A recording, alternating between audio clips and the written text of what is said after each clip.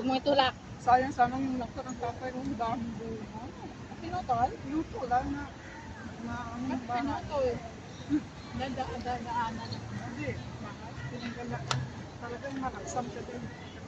Inisip ko yun. Dati yung nasunis ko yung abo. Hindi sayang pag yung lansones.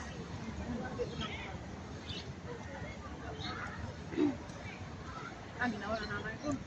Ginawa niya lahat ng sabi nung sabi sa pag-ibig. Sa mga pwesto-pwesto. Kaya dami siya na. Oo. Lutuan sila. Kapatarahan meron yan eh. Dito lahat sila sama ano. Sa atin. Ay, din mo, aking kain ko lahat. Nililisan pa to sa lambot mo. Kain ko. Sa akin binayaran din yan. Hindi kayo kumain ng manok. Kumain ako. Para wala nang bitbitin. Magpakpak na ako sa manok sa bahay. Nakapagpag ka na. Ako nga din, alternate eh. Manok karne ng baboy. Manok, baboy, manok, baboy. Saan? Buti na lang, may tuyo ako sa bahay. Yung pinsan ko, allergy siya sa ano?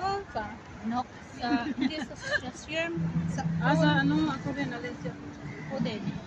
So, magkain kamay niya. Kati-kati daw.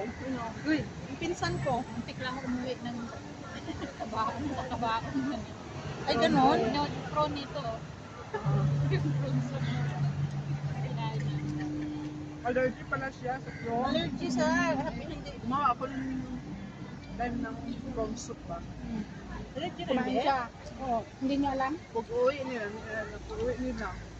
talagang Nakatulog pa ako. Alas 11 na kami pauwi, di ba? umakyat siya dun sa party ng amo niya, nakagapan lang siya. Bakit hindi mo alam na Pati allergy pag ka? ano, Magapaw siya Alam sa mo, ano, allergy ako. magapaw Pero siya sa dati, hindi talaga ako hagdanan. kumakain. Kumakatok. Pero, yung prawn soup niya, Hindi siya nilagas makain. pa lang ulo ng prawn yun. Ano yung Hindi naman talaga kumain ng pagkatawan niya, pero yung soup, Nasa- andun yung ano eh. Kaya nga.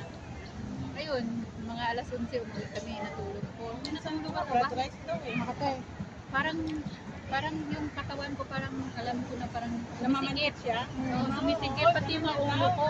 Tapos nung tinignan ko sa salamin, ako, yung ilong ko parang ganito lang kalaki. May tumutubo sa ilalim. Ha? Ano yan, yung allergy baga. Tapos hindi na ako makahinga. Grabe. Oo, hindi na ako makahinga. Tapos nananilim na nung paningin ko. Kaya nga sabi ko sa pinsan kanina, magpa-check up na siya eh. Gumapang ako Doktor to hating gabi. alauna ng madaling araw. Eh, yung amo niya, paggabi yata, matulog pa. Kasi kailangan mo ng gamot para Sabi, hindi ako nakatulog sa puwet. 2 injection. Kung hindi, siguro mabuti nakagising ako kung hindi siguro baka nahulog na ako. Oo, kasi kapit ng takot. Sa heart mo hindi na siya gumagano ng heart. Hindi na makahinga. wala siya naman sa baba. Mahirap pag ano, allergy tapos kain mo. Buti nga walang prawn eh, no? Yung gulay mo. Oh,